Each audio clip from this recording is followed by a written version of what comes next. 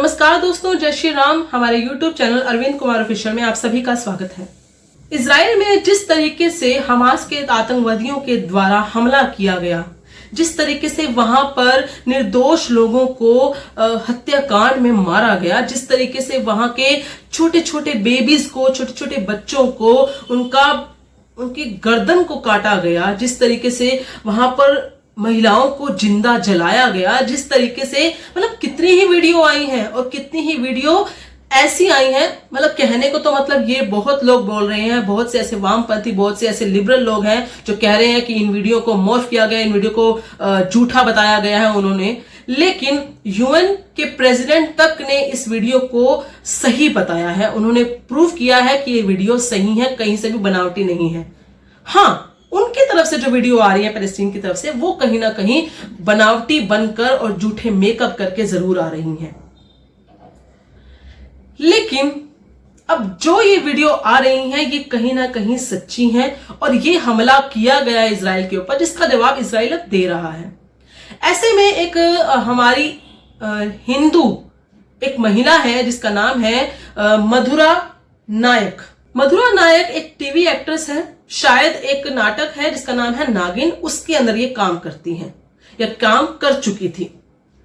अब उन्होंने बताया है कि उनके परिवार के कुछ सदस्य इजराइल में आज भी फंसे हुए हैं। उनका कहना है कि उनके परिवार में उनकी बहन यानी कि चचेरी बहन और उनके जीजा, उनके बच्चों के सामने उनके बहन और जीजे को मारा गया है। आप समझ सकते हैं कि उस महिला का, वो हिंदू है, हमारे देश के अंदर रहती है, उसकी बहन और उसके जीजा जी को मारा गया है। हमास के आतंकवादियों ने उनके बच्चों के सामने मारा है। क्या बीती होगी उन बच्चों पर। उनका यह भी कहना है कि जब से मैंने अपनी ये न्यूज इस तरीके से पोस्ट की है और लोगों को बताया है और साथ में कुछ डाटा दिया है गवर्नमेंट को, अपने भाई, अपनी बहन और अपने जीजा जी का या अपने परिवार वालों का, तब से मेरे पास डीएम में इतने गंदे और इतने भद्दे मैसेजेस आने लगे हैं जिसमें लोगों ने इनको मारने तक की धमकी दी है। सिर्फ मारना ही नहीं, इनको साफ खुले शब्दों में यह तक कहा है कि हम आपके साथ दुष्कर्म करेंगे। मैं तो वर्ड भी नहीं बोल पा रही हूं। इस तरह की हरकतें ये जब बोलकर कह सकते हैं, जब सामने वाले को इस तरीके से भाव से ये बात कर सकते हैं, तो सोचिए क्या इनके लोगों ने वो चीज नहीं की होगी।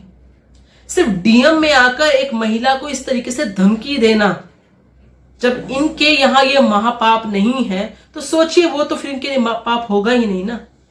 ऐसी जगह पर जहां पर सरकार एक इतनी स्ट्रिक्ट है इस मामले में, वहां पर भी ये इतनी हिम्मत रखते हैं कि इस तरीके से एक महिला को आकर उसको डीएम के अंदर इस तरह की, उन्होंने ये सारे मैसेजेस सबके सामने दिखाए हैं, उन्होंने सारी स्क्रीनशॉट्स दिखाई हैं, गवर्नमेंट को भी उन्होंने भेजी है। उन्होंने दिखाया है कि लोग मुझे डीएम में आकर इस तरीके से मुझे गाली गलौज कर रहे हैं, इस तरीके से मेरे साथ दुष्कर्म करने की बात कर रहे हैं, मुझे कहीं ना कहीं बर्बाद करने की बात कर रहे हैं, सिर्फ इसलिए क्योंकि मैंने एक सच्चाई बोली है हमास के खिलाफ। और सच्चाई भी ऐसी, उन्होंने खुद अपना परिवार खोया है भाई। अभी भी वो कह रही है कि मेरे कम से कम 250 से 300 रिश्तेदार ऐसे हैं जो अभी भी इजराइल में फंसे हुए हैं, यानी कि इजराइल में रहते हैं। वो चाहती हैं कि वो सही सलामत रहें। और इजराइल में जितने भी भारतीय हैं उनमें से कई भारतीय ऐसे हैं जो आना चाहते हैं भारत के अंदर, और वो आ रहे हैं। रोज की कोई ना कोई फ्लाइट यहां भारत उतर रही है जिसमें हमारे नागरिक यहां वापस आ रहे हैं। पर कुछ लोग छोड़कर नहीं भी आना चाहते, वो वहीं रहना चाहते हैं, अपनी स्टडी पूरी करना चाहते हैं, क्योंकि इजराइल के अंदर कहीं प्रॉब्लम नहीं। इजराइल इतना सक्षम है कि वो हर तरीके से अपने आप को बचा सकता है, अपने नागरिकों को बचाने में सक्षम है। वो वहां के हर एक नागरिक को ट्रेनिंग दी जाती है कि आप किस तरीके से एक मिलिट्री ट्रेनिंग की तरफ से ट्रेंड रहिए कि कभी भी कोई प्रॉब्लम हो तो नागरिक भी वहां पर उतरते हैं, मैदान में उतरते हैं, जंग करते हैं, लड़ाई करते हैं, युद्ध करते हैं। परंतु इस तरीके से अगर किसी को डीएम्स में आ रहे हैं, किसी को मैसेजेस की जा रहे हैं, तो आप सोच सकते हैं कि क्यों किए जा रहे हैं। सिर्फ इसलिए क्योंकि उसने अपने बहन और जीजा को खोया है, वो भी उनके बच्चों के सामने। इस बात को जब उन्होंने सच बताया तो उसके बाद उनको डीएम्स आने लगे। ऐसे कितने ही भारतीयों की लिस्ट है जिसके बारे में ऐसी ऐसी अगर कोई बात निकालेगा, अभी तो सिर्फ मधुरा नायक ने बताया, हो सकता है किसी और के जो बता भी ना रहा हो इसी डर के कारण।